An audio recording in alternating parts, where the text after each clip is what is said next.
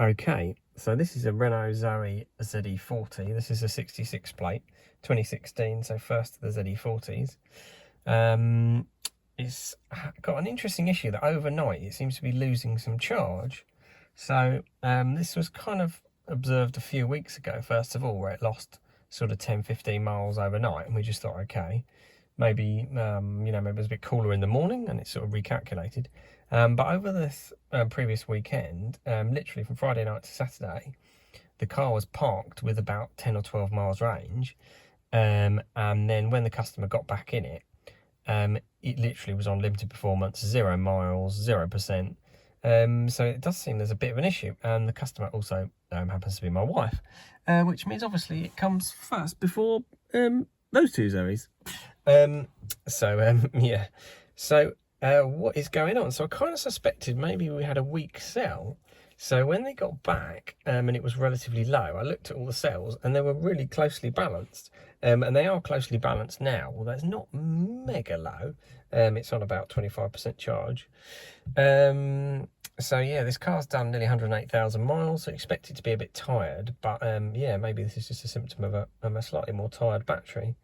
So this car is actually battery lease. So we pay a monthly battery rental for the battery. The battery is guaranteed to have a minimum capacity of 75% compared to its new capacity. So, and they'll fix it, if it drops below that.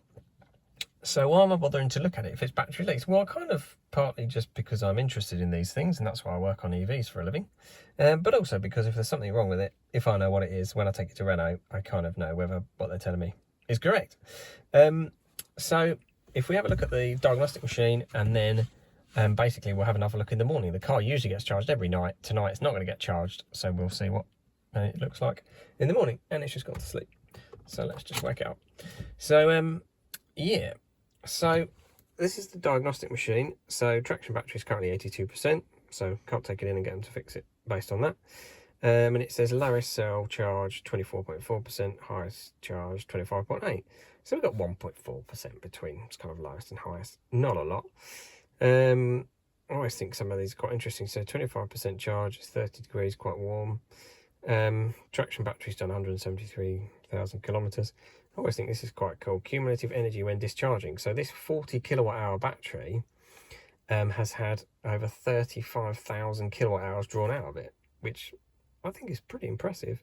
So just to kind of show you the battery, so we get 96 there because we've got 96 cell pairs, and they are all basically pretty balanced. They move around a little bit because batteries kind of do a little bit, and the measurement won't be absolutely perfect, but yeah, 3.57, and they basically all are there. So the question is, what's going to happen in the morning? Is one going to drop? Are the miles going to drop? Was it totally random? Or is there a consistent issue with this car? I guess, well, in the morning, we'll find out. So I shall see you on the other side. All right, cheers.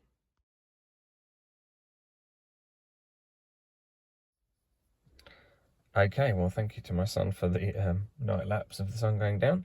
So the answer is, sort of as you can see on the dash, not a lot's changed. It has lost a few miles, but basically, according to the diagnostic machine, really the only notable thing is that there's a little bit more variance between the lowest cell and the highest cell, but the loss of miles is not as marked as she found those other couple of times. So yeah, there's sort of nothing to report. We're gonna have to keep an eye on this because it obviously isn't quite right.